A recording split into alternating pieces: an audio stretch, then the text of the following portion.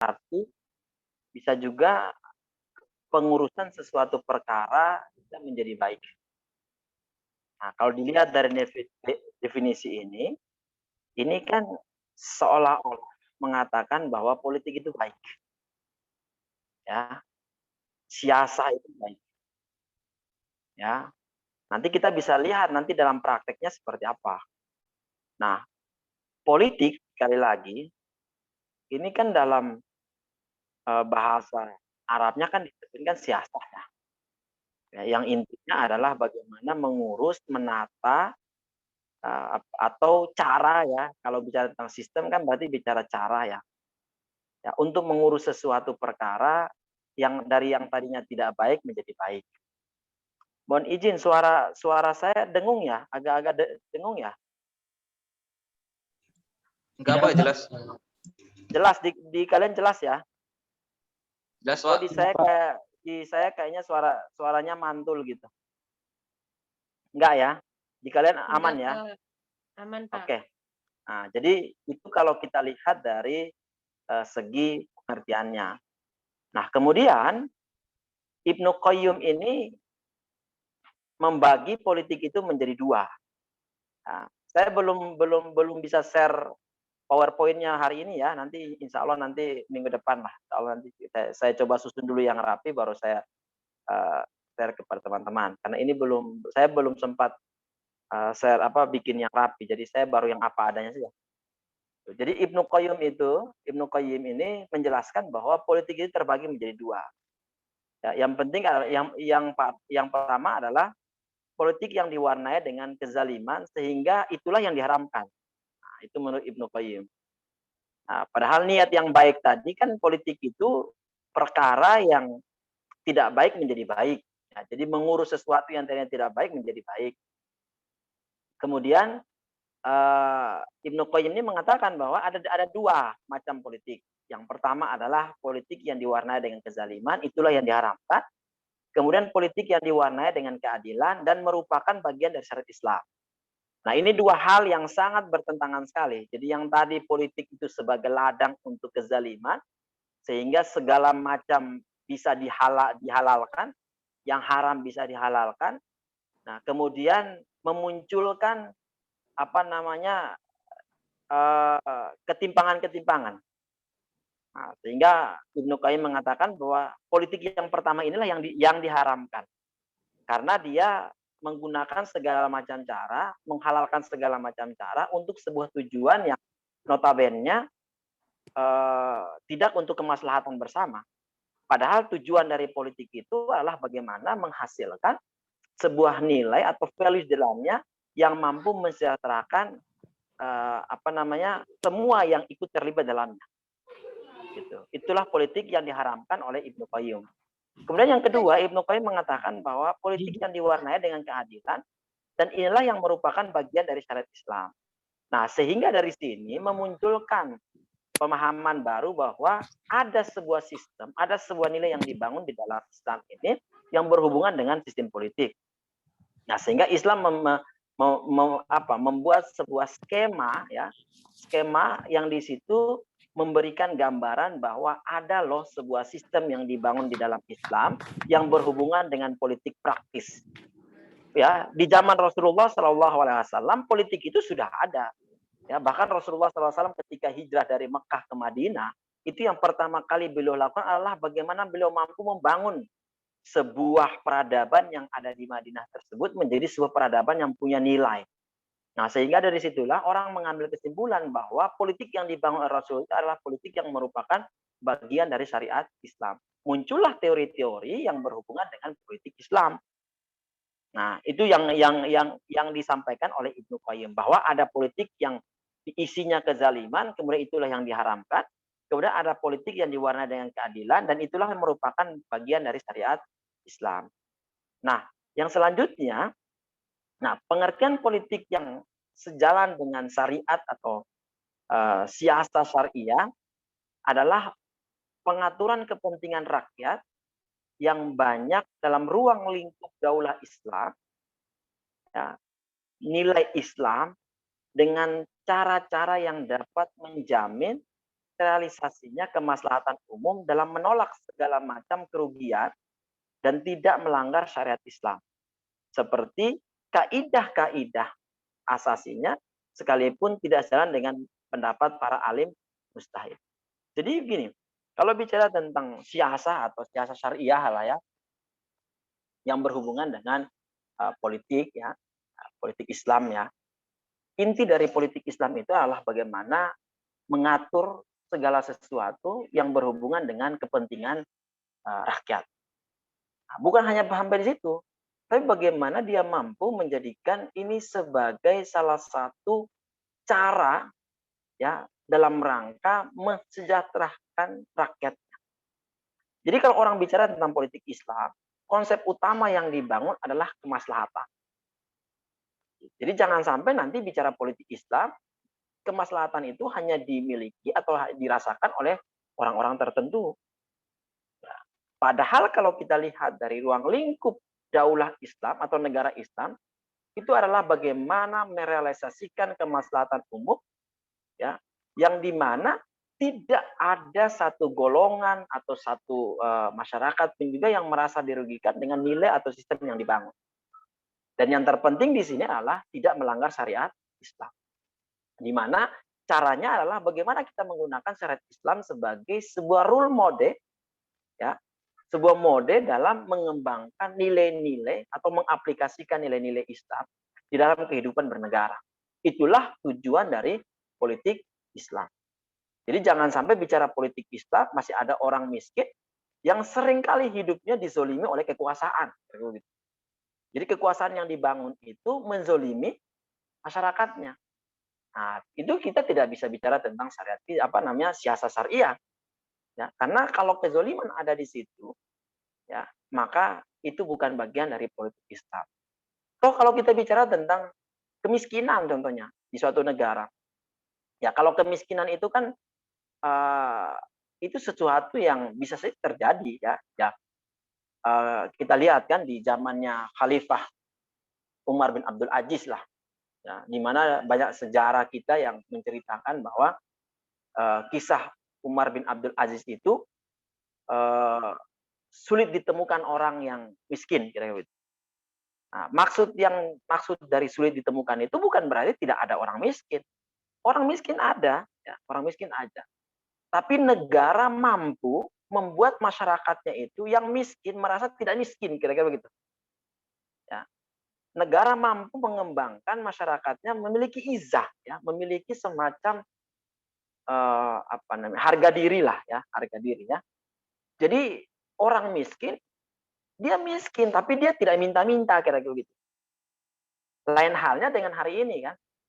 Hari ini jangankan orang miskin, orang kaya aja ketika ada bantuan itu ngerasa miskin kira-kira gitu. Jadi sudah nggak punya malu lah kalau mengatakan saya miskin tuh zaman sekarang udah biasa-biasa saja. Padahal punya kemampuan untuk melakukan hal-hal yang sebenarnya tidak menggambarkan bahwa dia itu orang miskin. Nah, negara punya tanggung jawab di situ gitu. Nah, Umar bin Abdul Aziz mampu menciptakan masyarakatnya itu menjadi masyarakat yang memiliki izah, memiliki harga diri, sehingga mereka nggak mau minta-minta gitu, nggak mau minta-minta gitu. Yang mereka lakukan adalah bagaimana mereka mampu menghasilkan sesuatu yang punya nilai. Nah, berbeda dengan hari ini kan. Kalau hari ini kan ketika ada bantuan COVID ya semua ngaku-ngaku miskin kira gitu. Itu yang terjadi. Nah, kemudian kalau kita bicara tentang politik adalah undang-undang pemerintah, kemudian ada pengadilannya, kemudian ada lembaga-lembaga kenegaraannya, baik eksekutif, yudikatif, legislatif, ya, kemudian di situ ada militernya. Nah, itulah politik gitu. Nah, politik itu masuk dalam semua lini kehidupan bernegara. Dari mulai undang-undangnya yang dibentuk, itu kan semua mengarah pada perpolitikan. Ya kan, undang-undang itu kan produk politik sebenarnya. Ya, jadi tidak ada istilah undang-undang itu tidak lepas dari semua undang-undang itu pasti itu produk politik. Ya, deal-dealan untuk menghasilkan sebuah undang-undang itu kan deal-dealan politik. Karena yang duduk dan merumuskan itu adalah orang-orang politik. Jadi wajar kalau undang-undang itu adalah hasil dari kesepakatan politik. Jadi jangan Jangan salah ketika Anda sekarang melihat undang-undang Omnibus Law kemudian menjadi bahan perdebatan di masyarakat kita, ya itu kan namanya juga produk politik kan. Kalau produk politik itu konsekuensinya ada Ada deal-dealan di situ gitu. Ada kesepakatan-kesepakatan gitu. Nah, apalagi kalau kesepakatan yang lebih kepada keuntungan kerugian gitu. Jadi saya dapat apa kira-kira gitu ketika gol undang-undang ini. Nah, itulah yang terjadi. Nah, di dalam sistem pemerintahan Islam, nah tidak mengakui hal seperti itu. Jadi segala undang-undang yang dibikin itu semuanya mengarah pada kemaslahatan. Ya, tidak bicara tentang untung ruginya, tapi bicara tentang kemaslahatan. Dan kemaslahatan itu bukan kemaslahatan satu dua orang, kemaslahatan itu adalah kemaslahatan bersama. Baik dia itu Muslim maupun dia non Muslim. Itulah Islam kan. Maka konsep Islam, konsep rahmatan lil alamin itu adalah konsep di mana membangun sebuah kedaulatan itu berdasarkan pada nilai-nilai yang sudah diajarkan oleh Rasulullah SAW. Bukan berarti di zaman Rasulullah tidak ada orang-orang non Muslim, ada. Kan di Mekah itu kan sebelum Rasulullah SAW datang membawa Islam, itu kan sudah diisi oleh orang-orang Yahudi, orang-orang Nasrani, orang-orang Majusi, ya kan? Nah, ketika Rasulullah masuk ke situ, Rasulullah mampu mempersatukan mereka dalam sebuah ukhuwah watoniyah, kira-kira begitulah. Ukhuwah watoniyah atau ukhuwah kenegaraan gitu. Jadi kita itu bersaudara karena kita satu negara begitu. Kan ada ukhuwah Islamiyah kan. Saya dengan saudara-saudara ini kan kita punya kekuatan ukhuwah Islamiyah, sama-sama Islam. Ya, ada ukhuwah insaniyah karena sama-sama ciptaan Allah manusia. Ada ukhuwah watoniyah, ya. Nah, ukhuwah watoniyah ukhuwah yang kita diikat itu dengan negara ini. Jadi kalau kita hidup sama-sama di Indonesia, berarti kita punya hubungan watoniyah atau ukhuwah watoniyah dengan orang-orang selain Islam. Jadi orang Kristen, orang Hindu, orang Buddha. Nah, kita punya kekuatan ikatan sama-sama sebagai warga negara Indonesia. Kemudian politik pun juga itu memiliki badan-badan eksekutif, ada legislatif. Ya, legislatif itu ya mereka yang bertugas untuk merancang undang-undang. Jadi kalau waktu semester kemarin kita belajar tentang sistem politik Indonesia, kan kita menganut 3 variabel kekuasaan kan. Ada eksekutif, ada yudikatif, ada legislatif. Eksekutif itu siapa? Eksekutif itu adalah pemerintah. Dalam hal ini presiden dan jajarannya. Ya, karena mereka itu adalah orang-orang yang mengeksekusi ya aturan yang dibikin. Jadi mereka itu tugasnya adalah menjalankan undang-undang. Presiden itu memiliki tanggung jawab menjalankan Undang-Undang Dasar 1945. Itu tugas presiden. Apabila dia sudah melanggar Undang-Undang Dasar, maka dia bisa di impeachment, ya, atau bisa diturunkan. Nah, kemudian ada namanya lembaga legislatif. Nah, lembaga legislatif adalah lembaga yang dibentuk untuk membentuk undang-undang. Jadi tugas lembaga legislatif itu adalah mereka yang memang ditugaskan untuk membuat undang-undang. Ya, siapa itu? DPR, ya. Kemudian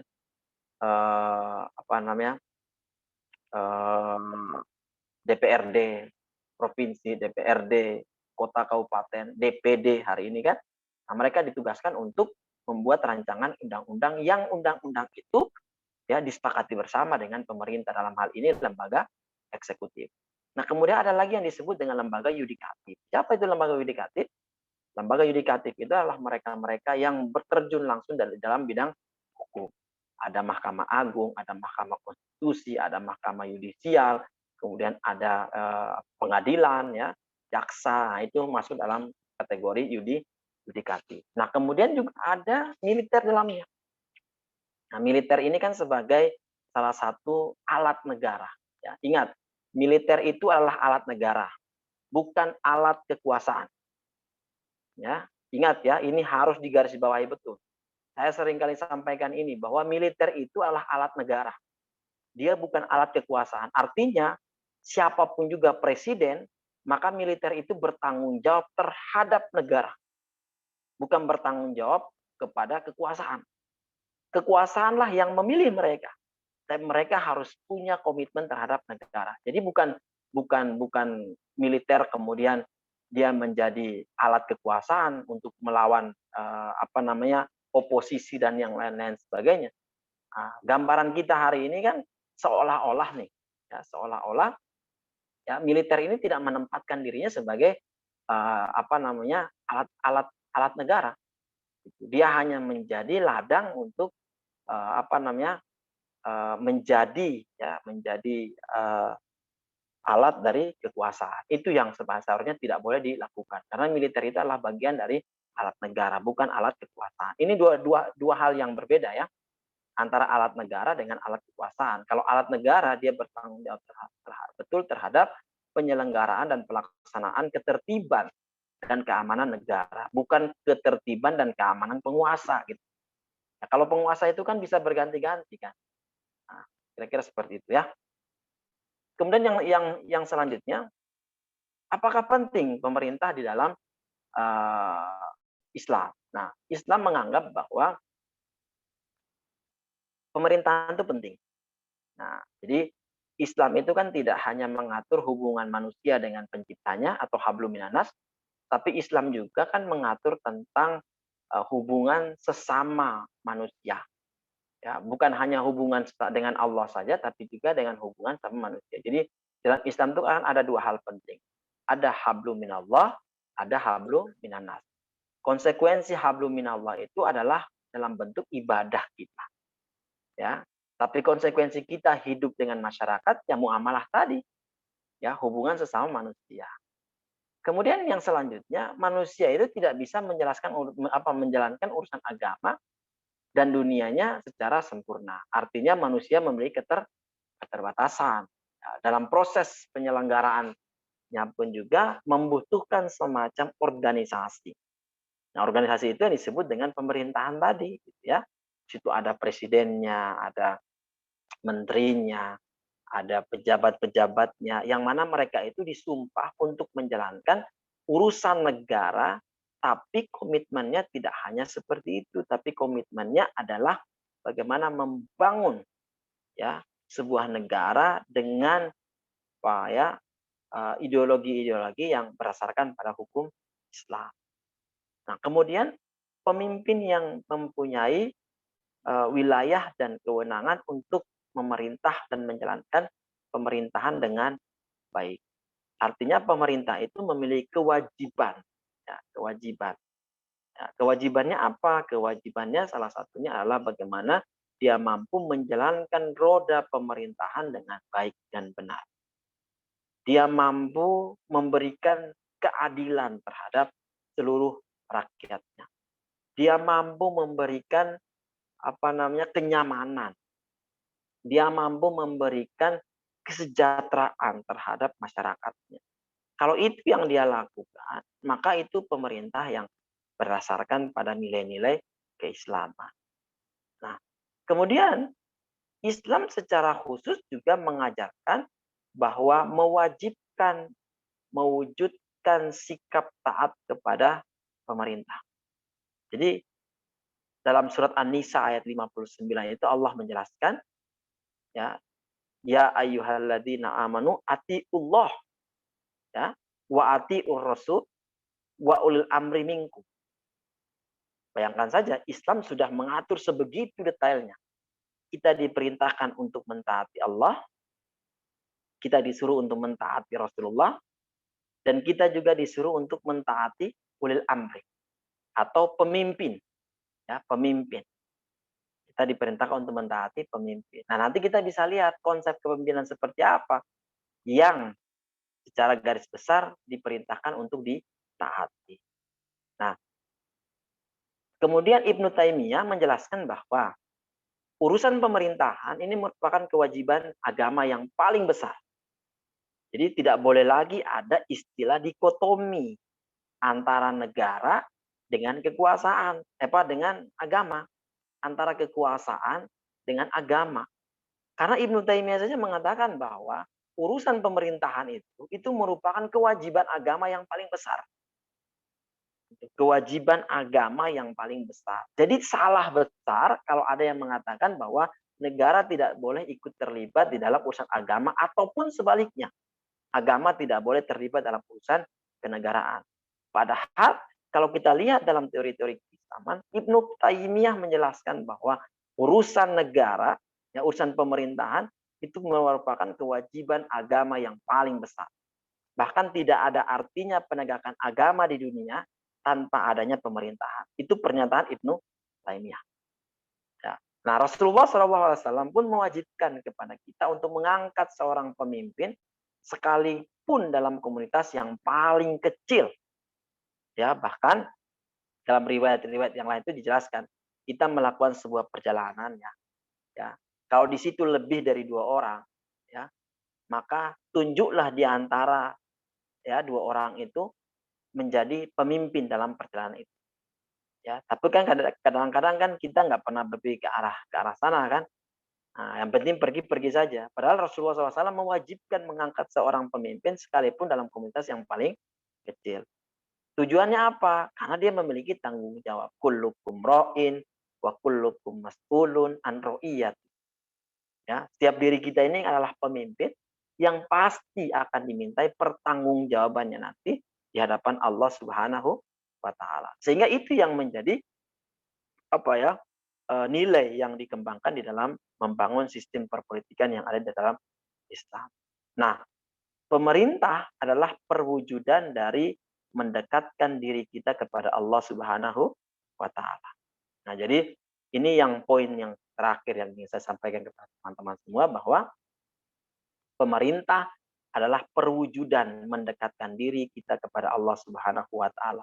Artinya ketika kita berperan aktif dalam membangun suatu negara, maka di situ ada nilai yang harus kita tampakkan.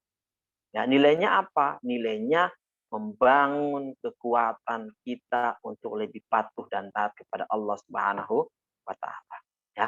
Insyaallah ya, mudah-mudahan ini pengantar nih. Ini kita baru bicara pengantar tentang sistem politik Islam. Mudah-mudahan teman-teman di sini sudah bisa memahami dan mungkin ada hal-hal yang perlu ditanyakan atau perlu disampaikan, saya persilakan. Insya Allah nanti minggu depan kita akan bicara lanjut tentang nilai-nilai dasar dalam perwujudan ya.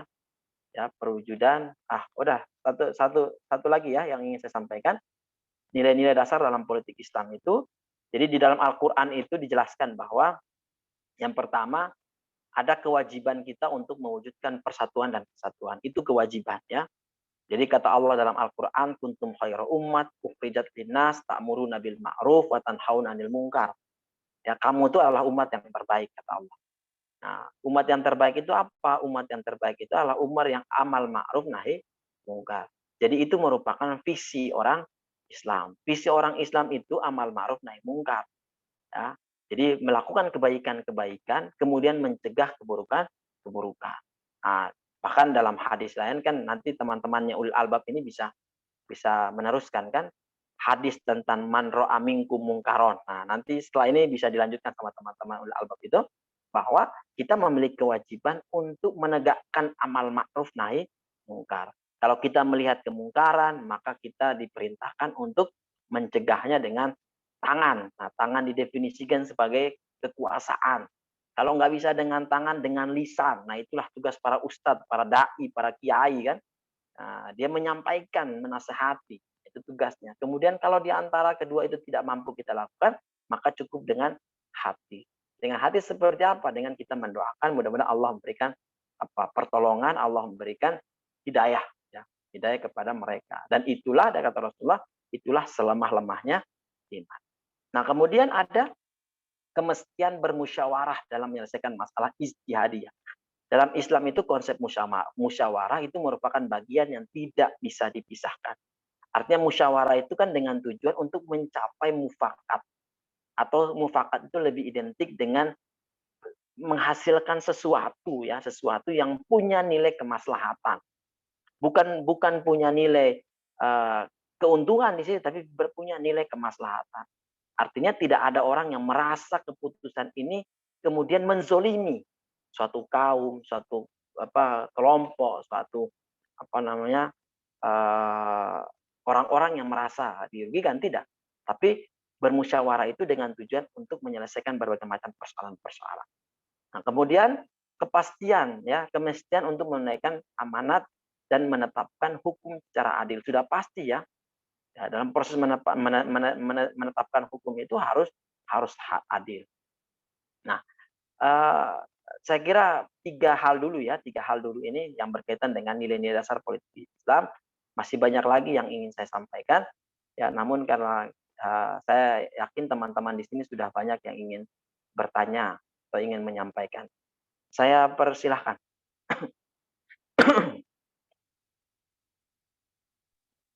Izin Pak, Assalamualaikum warahmatullahi wabarakatuh. Waalaikumsalam warahmatullahi wabarakatuh. Perkenalkan nama saya Abdul Aziz Arbi. Saya ingin bertanya Pak, mumpung kita masih di dasar awal-awal tentang sistem politik Indonesia, saya kan pernah diskusi dengan suatu perkumpulan lah Pak.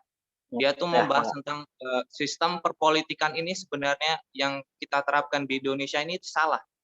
Kenapa salah? Karena sistem politik ini sendiri itu berakarnya atau awalnya ini bukan dari sistem yang Islam sendiri yang buat. Dan seharusnya kita mengikuti sistem yang Islam sendiri, yaitu menegakkan khilafah menurut dia. Tapi menurut di dalam diskusi itu saya kurang mendapatkan suatu pencerahan ya Pak. Maksudnya dia nggak mau menerapkan sistem politik yang kita anut sekarang, tapi dalam dia berjuangnya sekarang tuh gimana? Maksudnya dia itu mau arah dalam menentukan pilihan kelanjutannya tuh gimana gitu. Terus saya belum bisa menjawab kan pas itu saya awal-awal, jadi saya belum sampai ke situ. Untuk menjawab pertanyaannya tuh gimana kira-kira Pak? Ya, Oke, gitu Pak. baik. Terima kasih ya. Ini memang pertanyaan yang sering kali disampaikan dalam arti bagaimana membangun sistem perpolitikan yang ada di Indonesia hari ini yang notabene kita masih menggunakan demokrasi sebagai sebuah kekuatan dalam membangun sistem perpolitikan yang ada. Nah, kalau pertanyaannya apakah sudah kalau saya lihat dari pertanyaan ini kan sudah bisa menjurus ya. Kalau bicara tentang khilafah kan sudah menjurus ke sebuah organisasi tertentu lah yang hari ini ya negara sudah memberikan sebuah statement pembubaran ya, atau pencabutan izin. Sebenarnya pencabutan izin bukan pembubaran enggak. Nah, artinya ini kan pemahaman saja kan, pemahaman teman-teman sekalian ketika bicara tentang apakah Indonesia ini sudah menerapkan sistem pemerintahan Islam? Ya mungkin kalau bicara 100%, persenan sih belum 100%, tapi setidaknya ada nilai-nilai tertentu yang dibangun di dalam negara kita saat ini. Saya juga tidak akan menjawab karena ini saya yakin punya banyak ini ya, banyak penilaian lah. Nah, kalau saya memahami begini, kita hidup di negara Indonesia yang notabene hampir 95% masyarakatnya Muslim. Tapi toh kita tidak mampu menciptakan negara yang berasaskan Islam. Namun kita menggunakan nilai Pancasila di dalamnya dengan sistem demokrasi yang dijalankan selama ini. Nah, kemudian muncul lagi semacam perdebatan lagi, apakah Pancasila sesuai dengan nilai-nilai Islam? Mungkin saya yakin kita tidak sepakat 100%. Namun ada nilai-nilai Islam ya yang nilai-nilai Pancasila yang ada di dalam Islam. Contoh, sila yang pertama menjelaskan tentang ketuhanan yang Maha Esa. Ketuhanan yang Maha Esa itu dalam semua agama itu Islam 100% mengatakan bahwa qul huwallahu ahad. Allahus samad, lam yalid walam yulad walam yakul lahu kufuwan ahad. Itu kan jelas. Ya.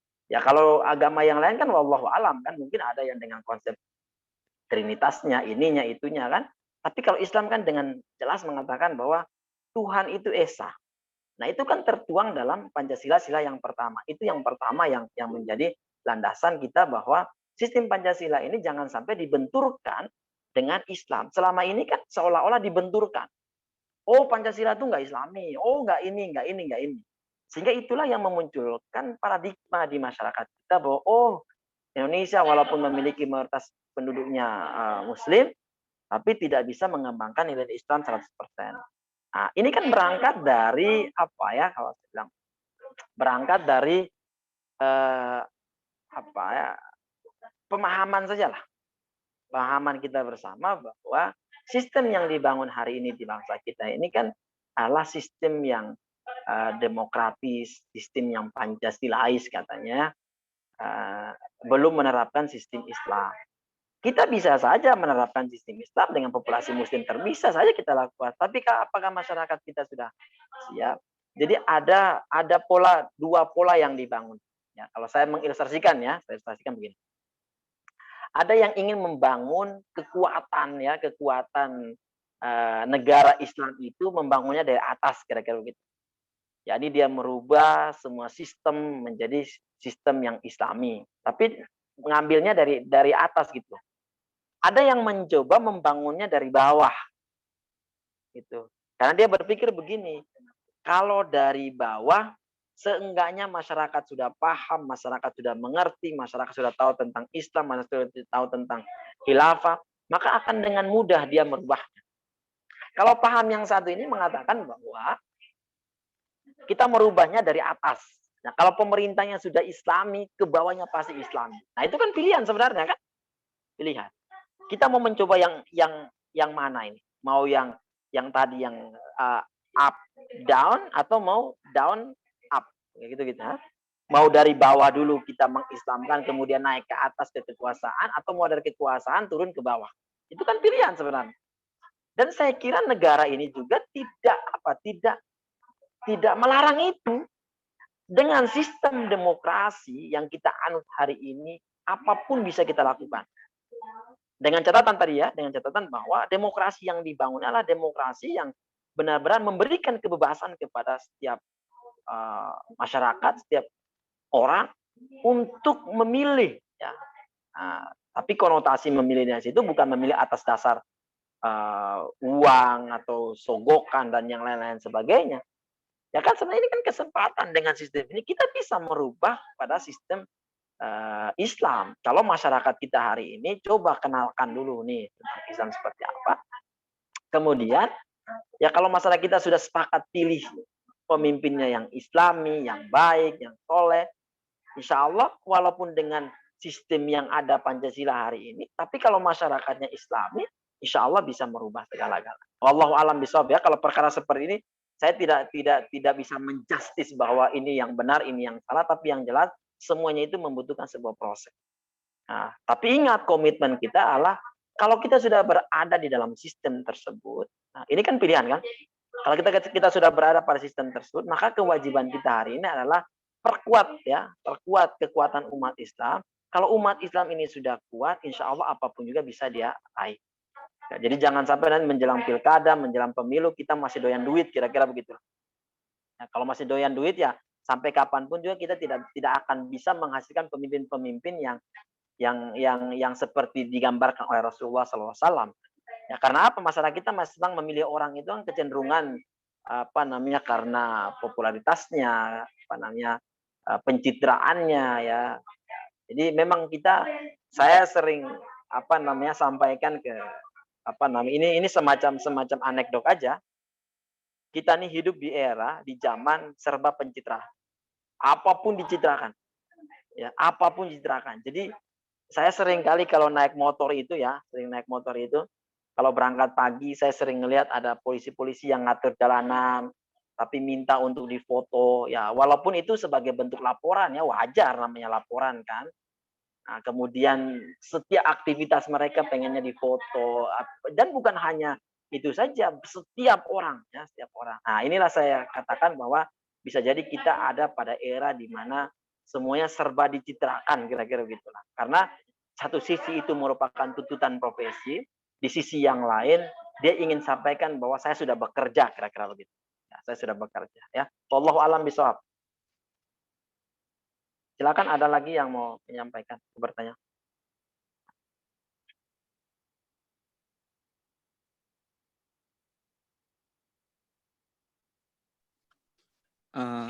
Mungkin saya, Pak. Ya silakan. Tapi ini saya izin kameranya nggak dinyalakan karena HP-nya. Oh nggak apa-apa, apa? Ya, nggak apa-apa. Gini kan saya mau menyambung juga tentang yang ditanyakan Aziz ya. Maksudnya masih satu inilah frekuensi gitu. Kan tujuan dari sebuah politik Islam itu kan, atau tujuan dari kepemimpinan di dalam Islam itu kan untuk menegakkan syariat Islam. Dan pada hari ini juga tidak ada satupun negara di dunia ini yang menjalankan aturan Islam itu 100% gitu. Ya, Gak ada yang 100% negara di dunia ini yang aturannya berdasarkan Islam dan memang benar-benar menerapkan syariat Islam secara kafah gitulah. Nah, kalau dulu ketika awal kemerdekaan terjadi perdebatan di konstituan antara M. Nasir dan Bung Karno, yang mana Bung Karno itu menjawab bahwasanya jika umat Islam ingin menegakkan syariat Islam atau negara Islam di Indonesia, maka perintahkan masyarakat Islam untuk memenuhi parlemen lalu membuat aturan atau undang-undang ini yang sesuai syariat Islam. Nah, paradoksnya hari ini banyak orang yang dia tidak mau berpolitik, dia tidak mau ikut mencoblos, akan tetapi meyakini bahwasannya penegakan syariat Islam itu harga mati gitulah. Kalau usul fikih kan ada itu yang mengatakan man lam yatimul wajib illa bihi fahuwa wajib. Kalau kamu ingin suatu kewajiban akan tetapi harus melakukan suatu hal, maka suatu hal itu juga menjadi wajib juga gitu. Nah, kita mau menerapkan kewajiban untuk menerapkan syariat Islam, akan tetapi untuk membuat undang-undangnya orang-orang itu, orang Islam hari ini tidak peduli gitu. Banyak yang peduli, saya nggak mau ikut politik karena politik itu kotor, saya tidak mau ikut-ikutan politik, kita ngaji tentang akidah, tentang ibadah, nggak usah ngurusi politik lah. Pertanyaan saya hari ini bagaimana menanggapi pemikiran-pemikiran seperti itu? Oke, bagus ya. Jadi saya apa yang disampaikan oleh Naufal ini kan persoalan yang terjadi hari ini. Gitu. Jadi salah satu hal yang melemahkan kekuatan umat Islam itu karena masih banyak umat Islam yang nggak peduli dengan politik. Bahkan ada yang mengharamkan itu, gitu ya. Ada yang mengharamkan. Ya, sebenarnya dia tidak mengharamkan politiknya, dia mengharamkan sistem yang dibangun di dalam politik tersebut, gitu ya. Nah, inilah yang kata kata siapa tadi? Yang saya jelaskan di awal-awal tadi mengatakan bahwa Ibnu Qayyim tadi mengatakan bahwa kalau politik itu diwarnai dengan kezaliman, ya itulah yang diharamkan. Tapi kalau politik itu diwarnai dengan keadilan, dengan tujuan untuk menghasilkan kemaslahatan bagi umat manusia, maka itulah politik yang diajarkan dalam syariat Islam. Sehingga kalau Bung Karno dengan Allah yarham Buya Nasir ya, Pak Nasir, mantan ketua umum Dewan Dakwah ya, itu benar. Jadi kalau kamu ingin merubah negara ini menjadi negara Islam, kau penuhi itu kursi-kursi dewan sana. Karena dengan cara begitu kita bisa merubah. Tapi kalau seandainya kamu tidak mampu melakukan itu, maka jangan salahkan. Kalau kekuasaan itu tetap akan berada di tangan orang-orang yang tidak mencintai syariat Islam. Karena itu yang terjadi. Kalau hari ini kita lihat, kan saya sudah jelaskan di awal kan, salah satu tugas dari parlemen itu adalah dia menciptakan, menghasilkan undang-undang. Itu pekerjaan mereka, ya, menghasilkan undang-undang. Nah, undang-undang itu dihasilkan, itu kan atas dasar kesepakatan bersama. Kalau kesepakatan itu disepakati oleh orang-orang soleh, orang-orang baik, ya, kayak Noval dan teman-teman ulil albab dan juga yang mahasiswa KPI. Kalau mahasiswa KPI ini semua dulu jadi anggota dewan, insya Allah kita akan bisa menghasilkan kekuatan politik yang semuanya membawa kepada kemaslahatan. Tapi kalau seandainya dibalik, ya, parlemen itu dipenuhi oleh orang-orang yang tukang korupsi, tukang pemabuk, ya, kemudian tukang bermaksiat, ya, sholat aja nggak pernah, gitu kan. Bagaimana produk hukum kita akan membawa sebuah kemaslahatan. Jangankan bicara produk hukum lah. Bagaimana Allah akan menurunkan kebaikan-kebaikan di dalamnya. Bukankah Allah jelaskan dalam Quran kan? Ya, walau anna ahlal qura amanu wattaqaw la fatahna alaihim barakatin minas sama'i wal ardh. Itu kan konsep yang dibangun. Suatu negeri itu kalau diisi oleh orang-orang yang tunduk sami'na wa atokna dengan apa yang diajak oleh Allah, Allah akan turunkan keberkahan-keberkahan. Nah, bagaimana kita sebagai masyarakat ya dengan berbagai macam persepsi ya. Ini karena saya yakin kita yang hadir di sini kan punya persepsi masing-masing terhadap politik. Kalau saya hanya mengangkat teori-teori yang bagaimana menjadikan Islam itu sebagai sebuah nilai yang ada di dalam politik. Kalau saya belajar ekonomi syariah, saya kan kebetulan dosen ekonomi syariah di Pasca. Saya seringkali mengatakan bahwa ekonomi itu kan alat, ya alat. Ya, sedangkan Islam itu kan values, nilai. Ya. Kalau ekonomi berjalan sendiri, maka dia tidak akan sesuai dengan tujuannya. Tapi kalau ekonomi dibalut dengan sistem Islam, maka insya Allah akan ada kemaslahatan dalamnya. Begitu pula politik. Politik ini kan alat, ya, alat untuk ya mengatur, mengurus, mengini, mengitu ya suatu negara. Tapi kalau politik itu dibalut dengan Islam, ya nilai-nilai Islam, values yang ada di dalamnya, maka akan muncul sebuah kemaslahatan. Itu kan yang menjadi tolak ukur kita hari ini. Jadi kalau pertanyaan tadi bagaimana kita menyikapi orang-orang yang anti dengan politik, ya mungkin sah-sah saja. Makanya saya bilang tadi kan, ada orang yang mencoba untuk membangun kekuatan itu top down. Ada yang mencoba membangun kekuatan itu down up. Nah, itu kan sah-sah saja. Nah, tapi memang kita harus meyakini bersama bahwa politik tidak bisa dipisahkan dari negara. Tidak bisa dipisahkan dari agama. Negara tidak bisa dipisahkan dengan agama. Karena itu sebuah dua hal yang sangat penting. Bahkan kan tadi disebutkan bahwa Ibnu Taimiyah saja mengatakan bahwa urusan pemerintahan ini merupakan kewajiban agama yang paling besar. Nah, jadi bahkan Allah menyebutkan atiullah wa atiur rasul alil amri minkum, itu kan ada konsekuensi di situ. Kita senantiasa mentaati pemimpin. Tapi konotasi pemimpinnya ya nanti teman-teman kita bisa lanjutkan lagi definisi tentang pemimpin yang sesuai dengan ayat yang Allah sebutkan tadi ya. Gitu ya. Wallahu a'lam bishawab.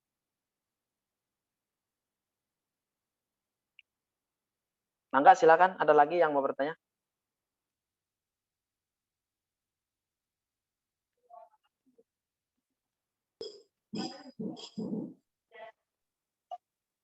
Pak, berarti Ya, silakan. Berarti khilafah itu kemungkinan bisa nggak Pak akan terjadi gitu Pak di Indonesia ini Pak? Ya bisa saja. Kapan gitu Pak? Bisa saja. It's nothing something yang nggak mungkin lah ya. Ya semua aja bisa, semua bisa terjadi ya, semua bisa terjadi asalkan ya kalau usahanya untuk mencapai ke sana itu ada, gitu ya. Tapi kalau usaha kita hanya tidak ada usaha ya, wallahu alam ya. Ya kalau nurut tunggu mukjizat dari Allah ya pasti ada, usaha itu ada. Tapi semuanya membutuhkan proses lagi ya, wallahu alam ya. Baik Pak, terima kasih Pak.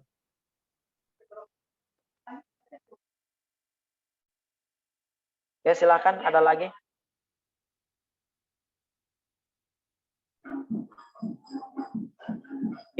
Pembahasan kita masih panjang ya. Jadi Pak, pertanyaan-pertanyaannya slowly aja gitu ya. Jadi karena kita pembahasannya banyak ya. Pak mau nanya tapi masih panjang nggak jam Bapak? Gak apa-apa, tanya aja sampai jam 5 lah. Maaf sampai Pak, baterai saya low bat aja gitu aja deh. Maaf Pak kalau Sarung nggak nyalain kamera. Iya nggak apa-apa. Ya, mau nanya politik duluan atau Islam duluan Pak? Kalau politik duluan siapa yang menciptakan? Kalau Islam duluan berarti Islam itu secara tidak langsung mengajarkan politik dong. Kalau misalnya ada orang-orang yang tadi benci sama politik gitu Pak. Sebenarnya begini ya, saya tidak pernah mengatakan bahwa orang itu benci dengan politik, enggak. Iya, Pak. Tapi mereka melihat sistem yang ada dalam politik itu, yang itu menjadi pertentangan sebenarnya. Kalau bicara tentang politik, saya yakin semua sepakat. Ya, Islam itu berhubungan dengan politik. Ya. Tapi sistem yang dibangun di dalam politik itulah yang menjadi sebuah masalah sebenarnya. Ya. Ini teman-teman harus paham itu ya. Jadi bukan berarti mereka itu mengatakan bahwa politik itu alat, saya bilang lagi, politik itu alat, ya, alat untuk mencapai sebuah kekuasaan. Tapi kalau dibalut dengan nilai-nilai keislaman, maka politik itu akan jauh lebih baik bahkan sempurna. Ya, nah kalau pertanyaannya politik duluan atau Islam duluan, saudara bisa cari sendiri lah literasinya seperti apa.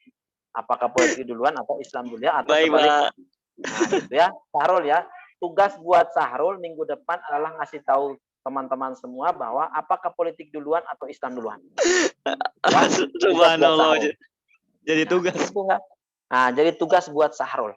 Nah, biar mencari literasi yang berhubungan dengan hal seperti ini. Bagus pertanyaannya sangat bagus sekali. Tinggal bagaimana minggu depan Sahrul bisa menjawab biar teman-teman tahu. Ya. Oke, terima kasih. Ada lagi silakan. Satu lagi sebelum jam 5.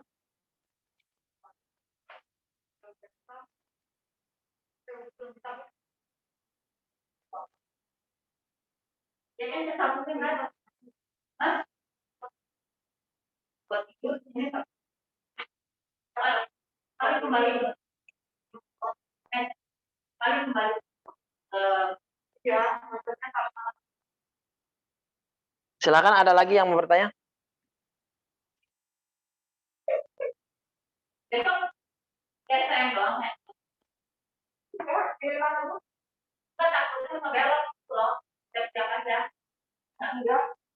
Cukup ya, udah jam 5 nih. Gimana teman-teman, cukup nggak? Terkait itu Pak, yang tugas kelompok itu Oh judulnya ya, belum disebut. nanti tugas kelompok mudah-mudahan minggu depan lah ya. Soalnya saya masih senang menjelaskan.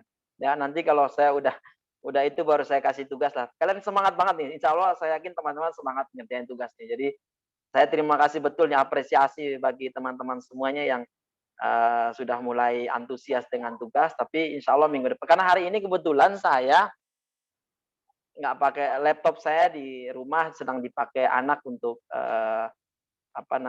lagi tes lagi ospek online kan, dia kebetulan kuliah ospek online, saya nggak bawa laptop, saya ada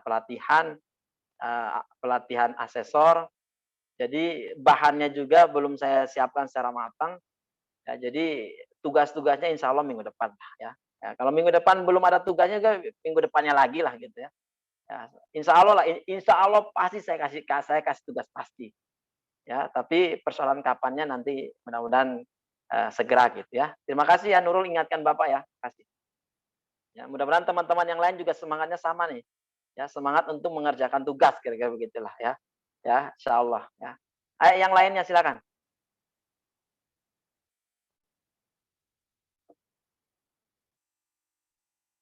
Sudah cukup? Cukup, Pak. Cukup ya? Cukup. Ya, insya Allah mudah-mudahan. Cukup. Nah, mudah-mudahan nanti kita bisa lanjut lagi minggu depan.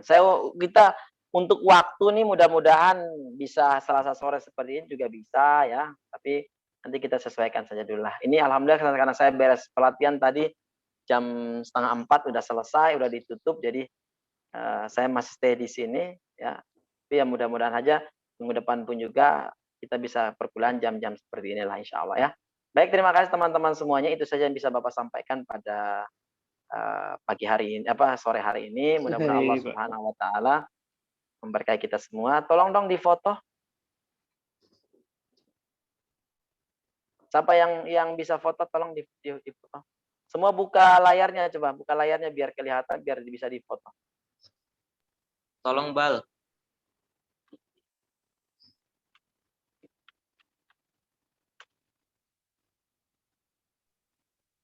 Satu, dua, tiga.